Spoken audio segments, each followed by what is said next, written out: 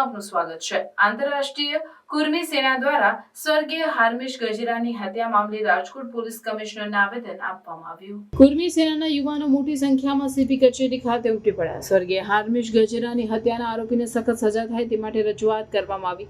આંતરરાષ્ટ્રીય કુર્મી સેના દ્વારા અપાયેલ આવેદનમાં રાજકોટ શહેરમાં કથળી રહેલી કાયદો અને વ્યવસ્થાની પરિસ્થિતિ બાબતે પણ સીપી સાહેબનું ધ્યાન દોરવામાં આવ્યું અને ગુનાહિત માનસિકતા ધરાવતા લોકો સામે ગુનાખોરી રોકવાના વિવિધ કાયદાઓ તળે કામગીરી ચલાવવા રજૂઆત કરવામાં આવી હતી। શહેરમાં પોલીસ પેટ્રોલિંગ વધારવામાં આવે તથા છરી ચપ્પુ જેવા ધારદાર હથિયારો લઈને ફરતા અસામાજિક તત્વોને ખાસ ઝુંબેશ ચલાવી ઝડપી પાડવામાં આવે તેવી પણ માંગ કરવામાં આવી હતી। સ્વર્ગીય હાર્મિશ ગજેરાની હત્યાના આરોપીને સખત સજા થાય તે માટે પોલીસ તંત્ર દ્વારા મજબૂત ચાર્જશીટ મૂકવામાં આવે તથા ફાસ્ટ ટ્રેક કોર્ટમાં આ કેસ ચલાવવામાં આવે તેવી પણ રજૂઆત કરવામાં આવી હતી।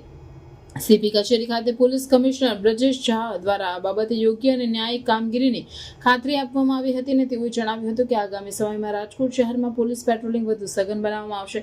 સીપી કચેરી ખાતે આવેદન આપવા માટે આંતરરાષ્ટ્રીય કુર્મી સેનાના હોદ્દેદારો તથા સ્વર્ગીય હાર્મિશ ગજેરાના પરિવારજનો પણ ઉપસ્થિત રહ્યા હતા।